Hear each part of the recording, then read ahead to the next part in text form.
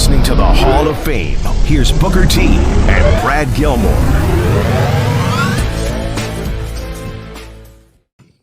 Welcome inside the Hall of Fame. I'm Booker T, 6-time world champ, 2-time Hall of Famer. Got my man Brad Gilmore here with me, as always, coming to you from ESPN 975, 925, giving it to the people because it's all about the people here inside the Hall of Fame. Get your champagne wishes and caviar dreams, man. I've been on a whirlwind tour, but guess what? I feel good. I feel real good. And you know what? Only I can feel this good coming off of a. Let me lay it out for you. Lay it out, boy. I left Houston. Went to London. Took a trip from London to Manchester. You know, being a couple of days. I went from Manchester to Frankfurt, Frankfurt to Houston, Houston to Dallas, Dallas to Orlando, Orlando to Houston, and boom, here I am, ready to do the show. Boom, that's what I'm talking about. If you can do that, you still got it. You still got it. It makes you shed a tear to hear that schedule. Oh my gosh. Oh my gosh, man. Yeah. Non-stop. But I feel good, man. I feel good. I mean, to kick it off, for the love of wrestling over in the UK, got a chance to hang out with what? Oh, we'll get into it in a second. Well, I got a chance to hang out with some of the boys, you know, which was real cool. DDP, Big Kevin Nash, the Dudley Boys, Santino Marella. You know, it was all AEW guys. AEW guys in the house. Adam Cole, Britt Baker. You know, I got a chance to hang out. Well, you know, what's cool is Britt Baker. She's cool. She's cool people. I like Britt Baker. You know, and who else was there? Jungle Boy, Jack Perry. Jack Perry, you know what I mean? The Barbarian was there as well. Barbarian was the first guy to get me and my brother backstage at a WWF event, and I'm still so appreciative to that guy. Still to this day, man. I got a chance to see Demolition. Demolition was there as well, and back in the day, Barry Darso, he was a member of Demolition, and in Houston, his name was Barry Darso, and then he had a match against Nikolai Volkov, and he told Nikolai Volkov, "You say you got Russian missiles? Well, I got American missiles, right here, pal, right here." And he had to have a match with Nikolai Volkov, and after Barry Darso had the match with Nikolai Volkov, his name was what was it? Crusher Khrushchev. They made him a Russian. They made him a Russian. And every time I see him, every time I see Barry Darso, I say, "I got American missiles right here, pal." And I've been saying that to him for 30 years, man. And that's what's so cool about being on those trips, man. Being able to, you know, reminisce with the boys, you know, it's like a big fraternity. So those days, man, they never get old. I appreciate it. Yeah, two follow-ups to that. First one was, it was cool to see the picture floating around of, you know, the WCW representing all the former WCW champions, you, Big Kevin Nash, Goldberg, Big Show, Paul White, and Diamond Dallas Page, all in one photo. And to think about, that was the nucleus of WCW. And what was cool was the three guys, honestly, like if you go back and you look at WCW and you say, who are three homegrown stars they really had in that run? The three stars would be Diamond Dallas Page, Goldberg, and Booker T, right? Yeah. And it was just cool to see all of y'all in one photo together, you know, around the WCW championship. But I want to follow up. The Barbarian let y'all into a WWF show. What was the purpose of that? How'd that come about? He could just see my brother and I was, you know, two young, ambitious guys that were trying to get the business, and we were in the school at that time, and you know, but it was just something about him. He was like, you know, come on back, guys, you know, and he just treated us like we were, you know, one of the boys, like we were part of the family. Before we ever got in, he was the first one to ever do that, and to this day, I really don't know why, but he always treated my brother and I really cool every time he saw us, and I always appreciated the Barbarian for giving us that experience. That was the first time I actually was at the well, Lakewood Church is now, used to be called the Summit. Summit. And I went in and I got shit Hogan and all the guys. They was at a table and stuff. They were playing cards.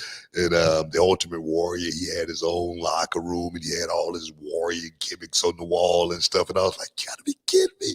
You know, so it was one of those type of moments. A young guy getting a chance to, you know, feel that experience before you ever had a chance to have that experience, saying, man, one day I might be in this locker room, you know, doing, you know, the same thing with these guys, you know. So it was really, really cool. Yeah. Well, because for people who don't know, that sometimes how guys got into the business back then is you knew somebody who was, you know, signed to WWF or WCW, and then they invite you to the show, and you hope that somebody, you know, either said, you know, calls you for maybe an extra work or a match or something like that, right? I mean, that's how the Hardy Boys got into WWF, just showing up and being extras. Yeah. Enhancement guys. That's what it's about. That's what it's about. I mean, even at Monday Night Raw, I got a chance to, you know, Ed Stone, you know, Rocket, you know, Zach Mason, you know, all those guys were, you know, playing that role. And I was like, man, you know, it's so cool to see my boys, you know, playing that role once upon a time, getting the rub like I got once upon a time, but they got paid for it. I didn't get paid to go hang out in the back or anything like that. But nah, man, it was so cool to see, you know, Barbarian, actually Warlord, he was over there too, man. Warlord, man, he was literally the biggest. I mean, back in the WWF back then, the Warlord was the biggest wrestler in the locker room, man. He looked like one of those big cows. That's how much beef he had on him. That's how much muscle he had packed on his frame, man. It was like, man, I don't know if I can hang with these. That's why I really thought wrestling for me was so unattainable as a young kid, because all those guys, man, they were giants, man. They were giants in the business, and now it's a whole lot different. You know, guys aren't as big, and you know, a lot of regular guys now think, man, I might have a chance of getting in the business. Back then, man, it was so hard watching those big guys and wondering, man, am I ever going to get a shot? You know what I mean? But man, I did it somehow. Yeah, you did. Well, Book, there's a lot to talk about on the show today. Of course, we have fallout from the WWE draft that's been going down. You were a part of the draft. The new season of Most Wanted Treasures is out. I want to talk to you about that. And also, NXT went down last night. And there's a lot that happened in the show. But there's one clip that went viral on social media, and it didn't have anything to do that we saw, that anything to do with what we saw on the on-air show. Do you know what? No, I don't know what it was. You have no idea. I don't know. I've been asleep all day. So there's been two things on my timeline all day today. One of them was it something I did? It was definitely something you did. So there's two things that were all over my timeline today. One was Jessica Alba courtside at the Knicks game, looking incredible, right? Everyone was talking about how incredible Jessica Alba looks. I'm like, no shocker there. The other one, it was all over my timeline, was this video taken by a fan inside the Performance Center that has amassed 300,000 views and counting of Booker T, while Indy Hartwell is relinquishing the championship, ordering DoorDash.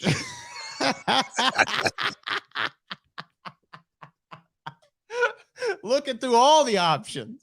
So I just wanted to talk to you about ordering DoorDash during a live television broadcast last night. Look, it was the end of the show. The show was over. That had nothing to do with me. I knew I was going to be exiting the building shortly after that. I wanted my meal hot and ready to go when I got there. It's a problem with that. It's a damn shame, man. People, man. Inquiring minds want to know, though, what did you end up ordering? I got a chicken parmesan. From Fridays. You didn't see this video? I did see that video. I didn't know it went viral though. Viral. 300,000 views and counting. Look, man, I had nothing to do. I mean, good for Indy Hartwell. You know, I made sure I got the last note in that I had to say, you know, which was, you know, when a man loves a woman. it's a beautiful thing. That's all I need to say in that segment. The camera wasn't on me, but nah, yeah, I get it. People, you got to watch yourself at all times, man. But that was my bad. Are you mad at the fan for taping you? A little bit, a little bit, but that's on me. That's on me. I got to be on my P's and Q's. But no doubt, I was trying to make sure I get my meal ready and hot because I'm gonna be out of there, bro. I had a long day. You know how long it had been since I had American food. Okay, that right there in itself should give me the right to do what the hell I wanted to do at that moment in time. But we got to take a break, guys. Stick around. You're in the Hall of Fame. We'll be back in a minute.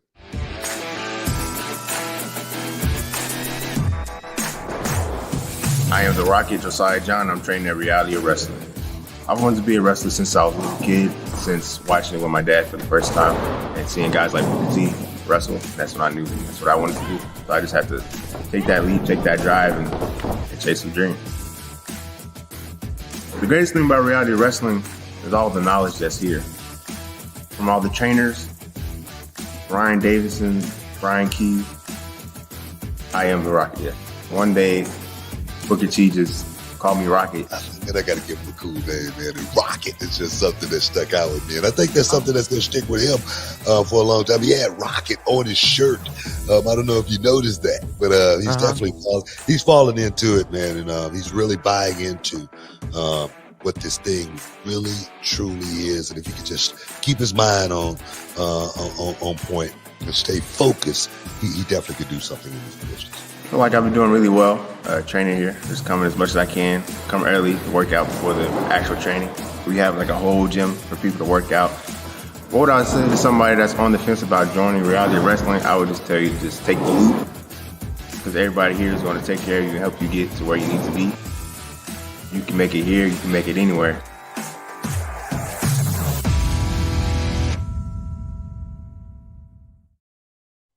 Welcome back inside the Hall of Fame, guys. I don't know, Brad, where you want to start, man? Like I say, the draft did go down over these last couple of weeks, and I tell you, man, AEW got hit.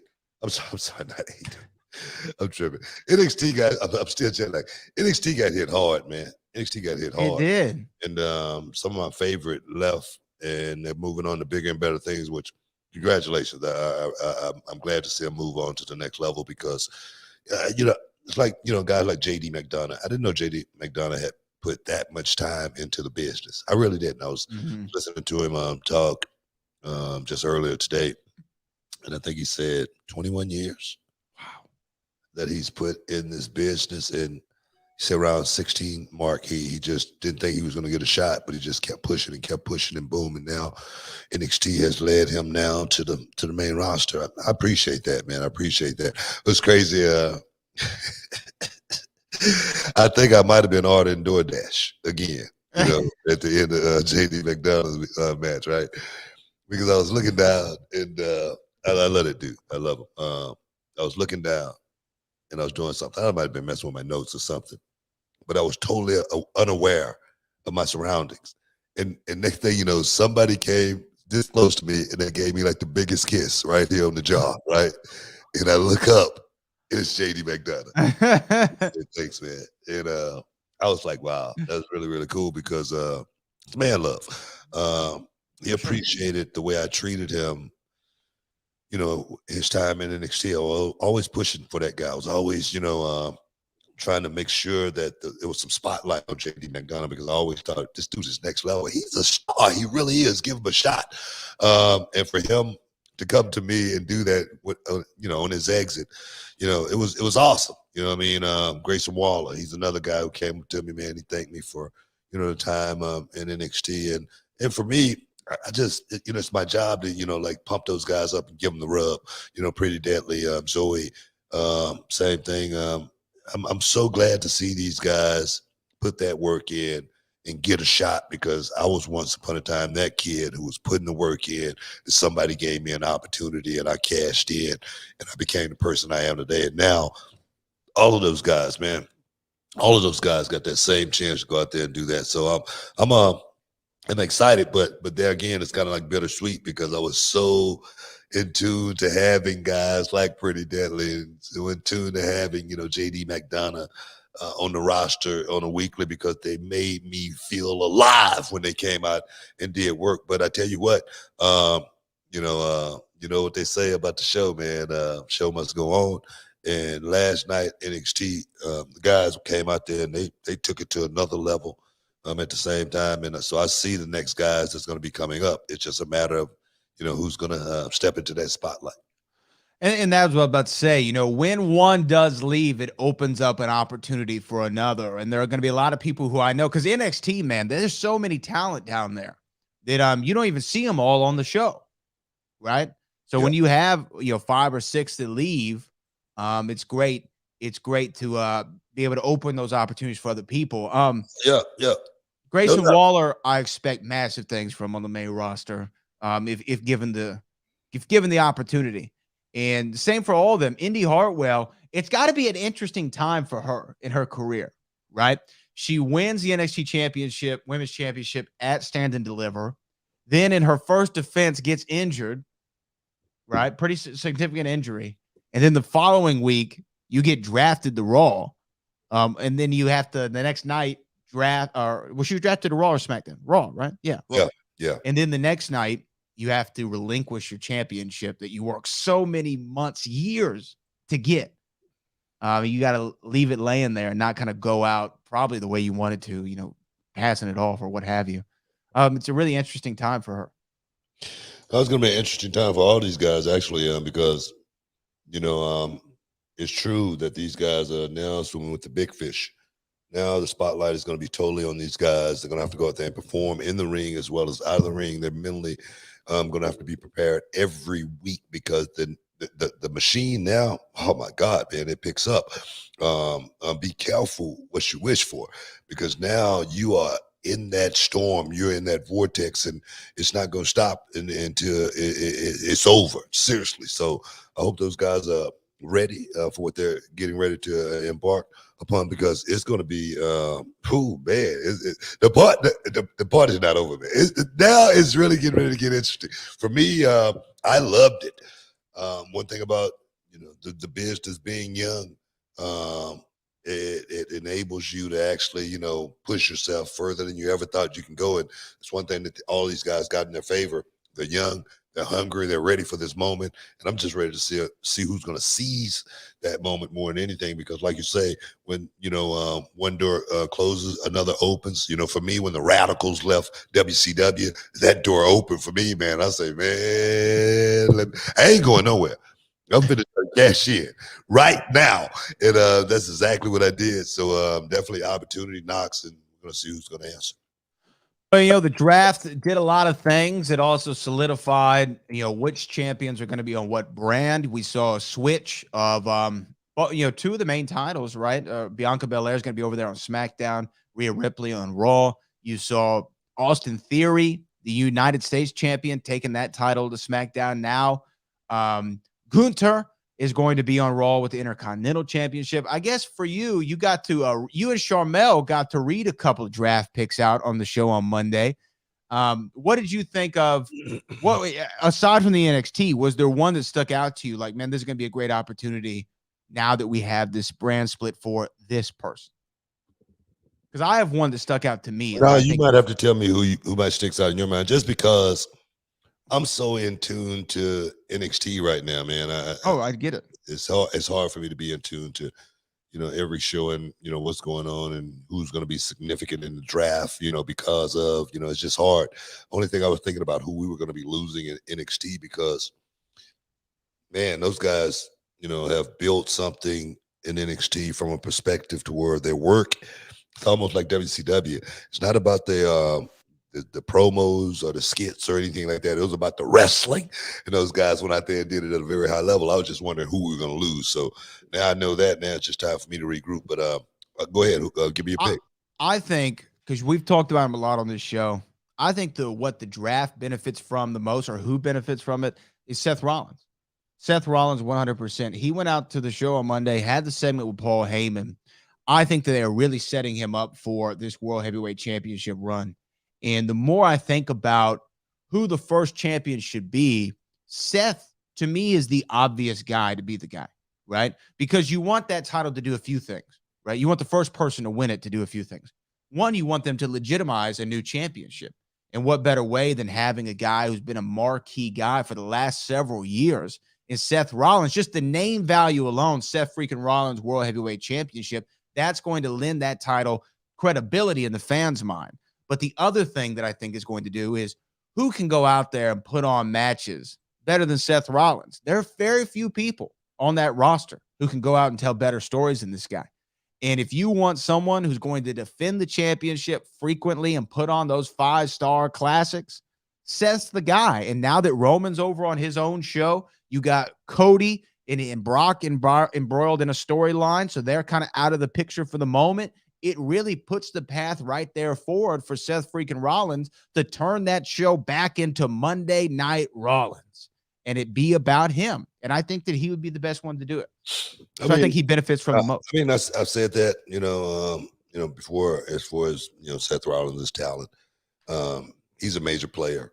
I mean, to put the title on Seth, it's definitely not a wrong move or anything like that. Of course, there are other guys that could be, in the conversation as well. But to say, it's a wrong move to put the title on Seth Rollins. And the reason I say that, because Seth has been the guy who has been, he's been a soldier, dog. He's been a soldier in this war. And he haven't been on social media talking about it.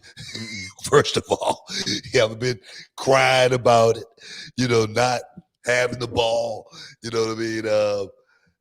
I think everything Seth has done over these last couple of years has been very constructive as far as his character building. Little bitty things, man. It's like the wind. You can feel it. You can't touch it. You know it's there. That's what Seth Rollins has been building up for this whole these last couple of years. Him not having a championship has not seemed to have phased his aura or his star power at all. You know what I mean? His character in these stupid outfits have been. Yo, he was dressed like a 19th century English woman on Monday. That's exactly what I'm saying. And he pulled it off though, somehow. No. That's wrestling. For Seth to say, man, look here, man, I'm finna have me some fun. In the meantime, and the ball shift. The ball come.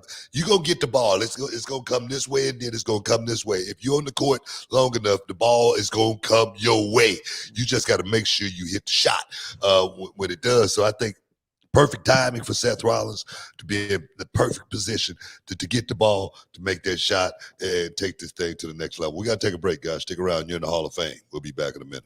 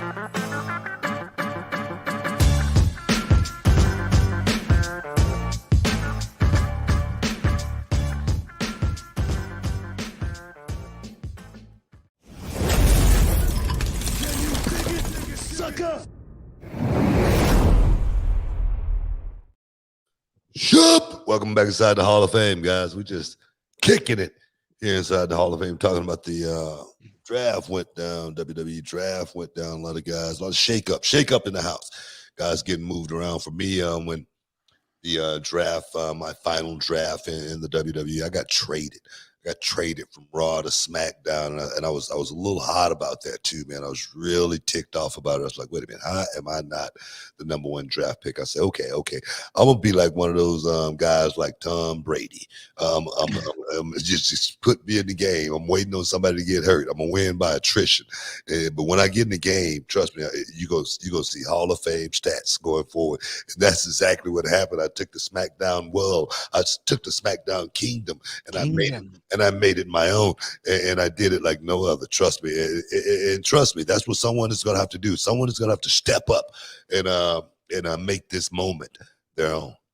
So I will say this too, because the chat is hitting me up about saying that Seth Rollins pulled off this look on Monday night show. They say he was wearing lingerie. Now, I don't know if y'all ever been with a woman before who had on lingerie. That wasn't what Seth Rollins was wearing. I don't know what your girls put on for you, but that wasn't that red thing. You know what I'm talking about? That was not it. Come on, man. Hey, man, but Seth, he makes it work. Only he can pull that off. Nobody else can pull that off. You know, Pretty Deadly might can pull it off. They're coming over, and of course, they're definitely flamboyant, debonair kids. But for Seth to actually step outside of his comfort zone, to actually be able to do something where people can, talk about it from a perspective that's non-wrestling related at all, other than, man, this dude is really entertaining me. I like it. I like it a lot. Yeah, for sure, man. We got several super chats that we should get to real quick. We're going to have a shorter show today for our YouTube audience, ESPN audience. What's up, y'all? We always appreciate y'all. Our first one of the day, though, is DJ1491. We got to know what you got on DoorDash. We've already covered this. Told you, man, I got chicken parm, with some shrimp on the side with a little Jack Daniels barbecue sauce. I made sure they brought the Frank's Red Hot to go in it as well, and I had a little cocktail. But guys, like I say, that was actually my second meal back in the country. I had Cracker Barrel earlier, and I had the meatloaf. Since you guys want to know what I'm eating, I had the meatloaf, and it was off the chain too, man. It was so good. I don't know why the cows are different here in the States than they are in the UK. It's crazy. They just are, man. The meat is totally different, man. The meat, I had some great Italian food in the UK. I can see that. They're close to Italy over there. You know what I mean? But that food, man, I mean, the beef, the chicken, it is, I don't know. You can't keep it down. I might have lost 8 pounds, you know what I mean? But I was just glad to get back home, and trust me, that DoorDash was right on the money. You know what they say about London, right? Like, what is it? Nine months of rain and 3 months of bad weather, right? You just don't have a great day over there. Hey, that's true too, man. I mean, we landed, it was, the sun peaked out for a second. From that point on, it was just miserable. And it's been like that going to the UK every year for the last 30 years. Well, we love the people in the UK. Y'all are great people over there. People are great. Let me ask you about one thing on DoorDash real quick, because I have one issue with DoorDash, and I'm a user. I like DoorDash. I think it's great. I don't like how you have to tip them before they give you the food.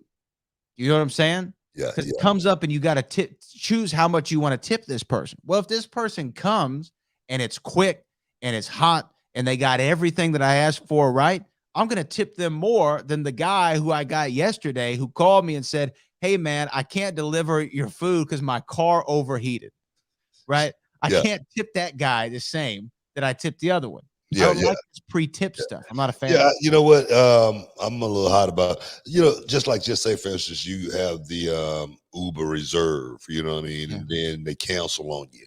Seems like they should have to pay you the money that ride would have cost it. I agree. Maybe we need to put, talk to Congress about that. See if they can make a bill or something. They're just so efficient over there. I'm sure they'll jump right on it. I'm just saying, man. I'm just throwing that out there. Maybe we can make it happen. Yeah. Charbel, she got ripped off a few times, man, with that Uber reserve, and then they don't show up and whatnot. And then I got to get up, and take it to the airport at 5 o'clock in the morning. I'm like, whoa, I should be getting paid for this. You know what I mean? So that's what I'm thinking about. Yeah. Well, here's our next super chat. Super chat from Jason Marone. From Monday Night Raw to NXT to A&E, it's all about the people. Gotta let you know how much we love you, Book. Live forever.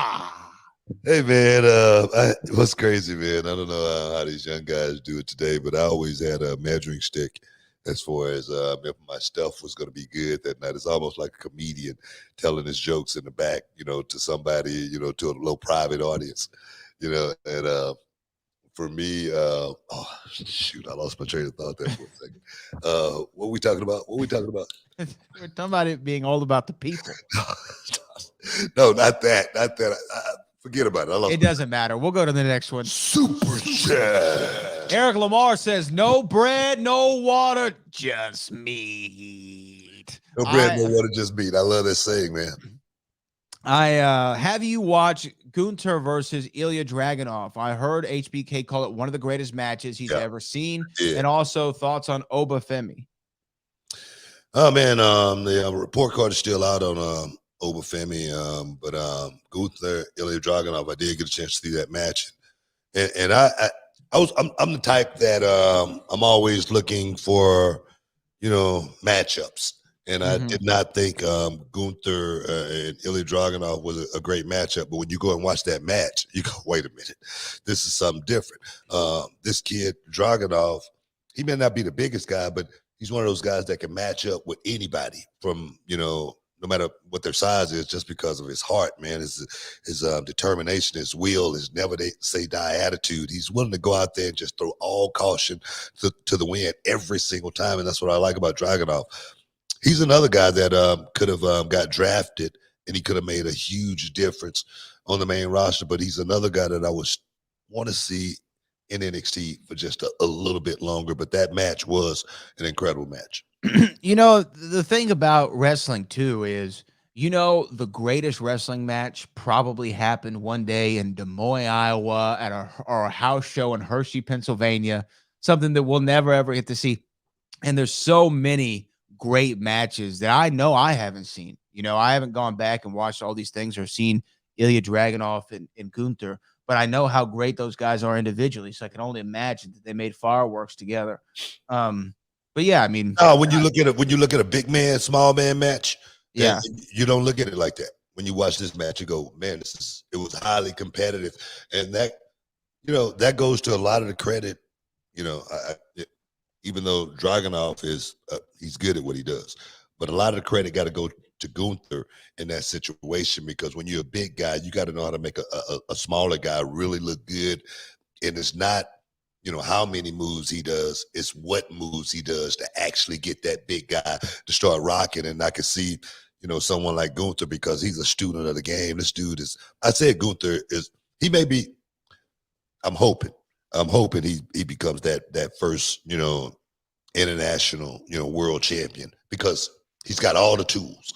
He's got everything you want to hate as far as, that ultimate bad guy, you know what I mean? And if anybody can pull it off, it's going to be that dude. So I'm hoping Gunther get that shot, because he's smart. Yeah, he's great, man. I remember watching at WrestleMania this year, the 3 Europeans go down there and tear it up at WrestleMania. Yeah. And also, just think about it for a second with Gunther. Do you even think about Gunther, when he first came in and the way you see him now? No, I think of them as two different. Well, I don't. There is Gunther, who's like what we see now, and then there was like chubby Walter. Walter, yeah, exactly. But the thing is, this Gunther here, do you believe it?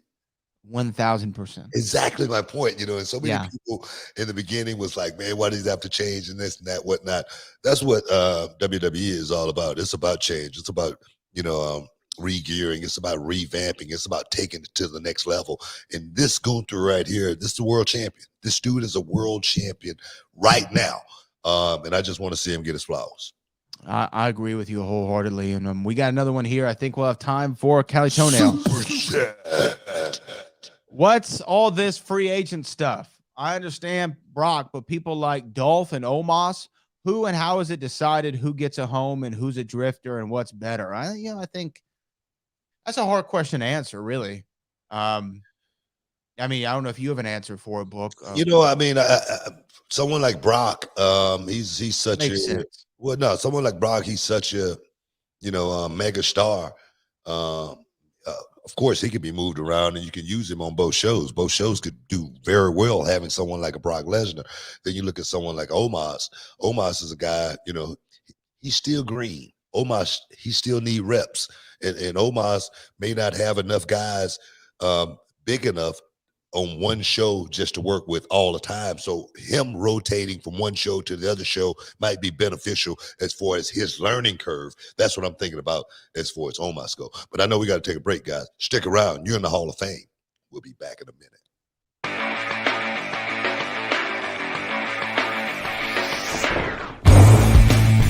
My name is Nathan Wasser, and I'm from Toronto, Ontario, Canada. I came down here to Reality of Wrestling to improve my training and get myself more experience learning from the absolute best. It's intense. It's hard. You got to leave your ego at the door and come in with an open mind. The way they do stuff here is the next level. But if you do that, you'll end up bettering yourself in the end, and you'll improve, and you'll be able to work anywhere. Nathan, he's an unbelievably awesome student. I'll tell you why, right? For a few reasons. Number one, the man packed up all the way from the Great White North to move down here to the U.S. to train because he wanted to learn from one of the best. But what's even more impressive, on top of the fact that he takes care of his body, he works hard, is the fact that he was trained by a very reputable trainer and yet still comes down here humble, hungry, ready to work and ready to learn, and not coming in here acting like he knows everything or that he's too rigid in his ways. Booker's knowledge will help you get to whatever goals you want to do if you want to be a big star in this industry. My end goal is to be in WWE. Coming down here to Reality of Wrestling, I feel is the best opportunity for me to get there, so I'm going to do whatever it takes. I can promise you, when you come to Reality of Wrestling, it will change your life. You will not regret it.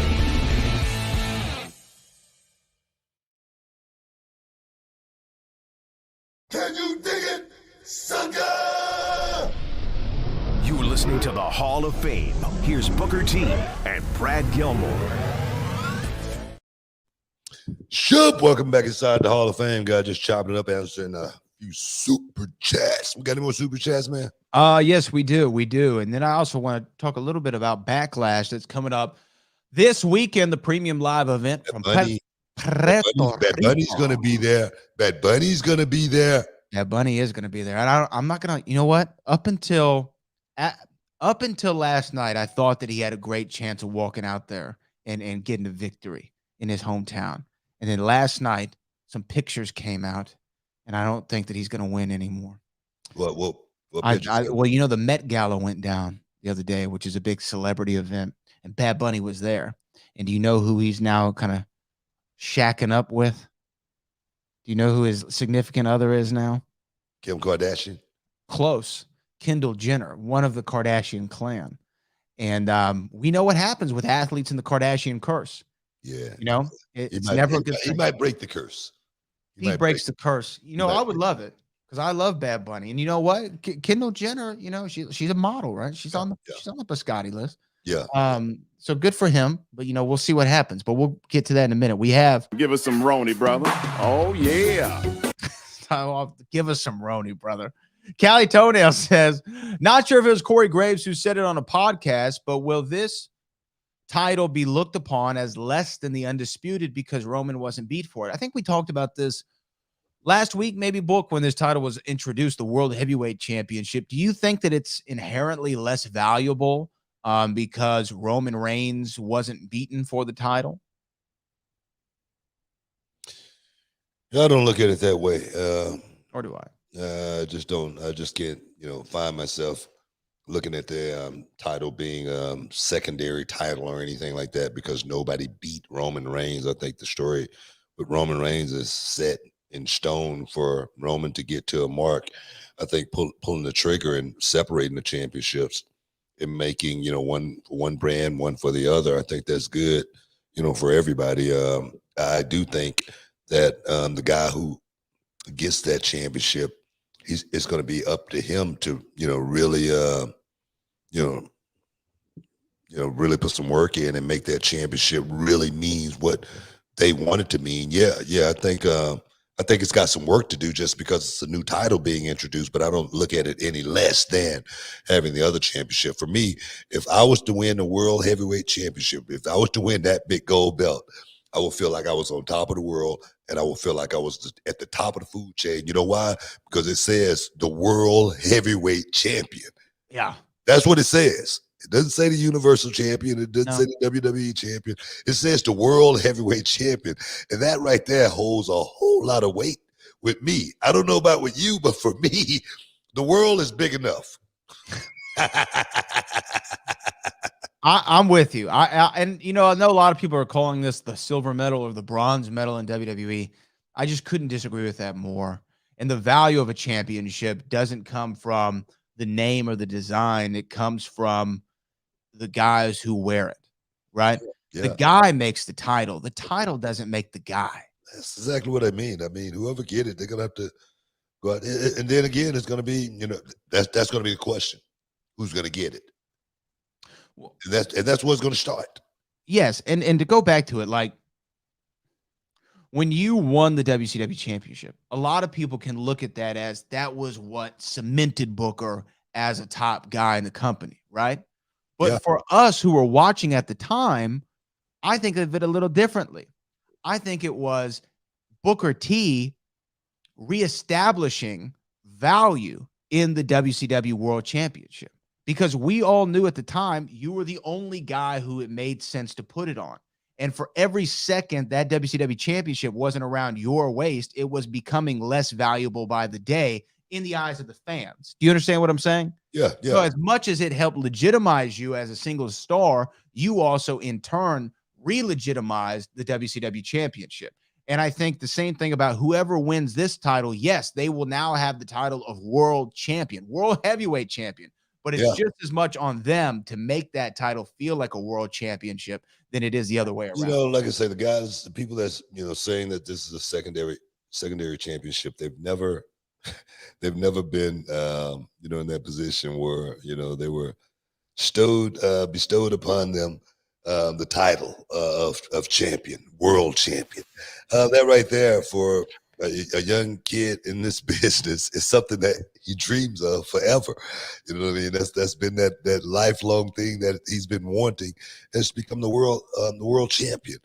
To become the WWE champion, to become the Universal champion, that's all gravy as well. But to become the world heavyweight champion in this business has always been the pinnacle. So for me, whoever get it is going to be a celebratory moment. And whoever get it, they're going to have to put some work in to really establish that championship as the world heavyweight championship. Yeah, I agree with you. And that design, I still say, is one of my favorite championship designs, maybe ever, of what that WWE title looks like. World heavyweight title. We have another one here from Eric Lamar. Super chat. Not gonna lie, Brad, you kind of look like Austin Romero. I don't know who the hell that is. Book, who's Austin Romero? Do you know who Austin Romero is? No. I have no idea who that is. Book, who's your top 5 in NXT now? Mine are Mello, Braun, Dragunov, Dijak, and Gacy. I don't know, man. I'm gonna have to post that on Twitter, man. Right now, I can formulate that thought right now. Who's my fave 5 right now? I know Wesley is definitely in there. I know Dragunov is definitely in there as well. Mello is in there. Who's the other? Tiffany Stratton. Put her in there, brother. She definitely got a wing somewhere in there. As well as who's going to be that? Who's going to be number 5? Who's going to be number 5? Mello. I said Trick. Mello.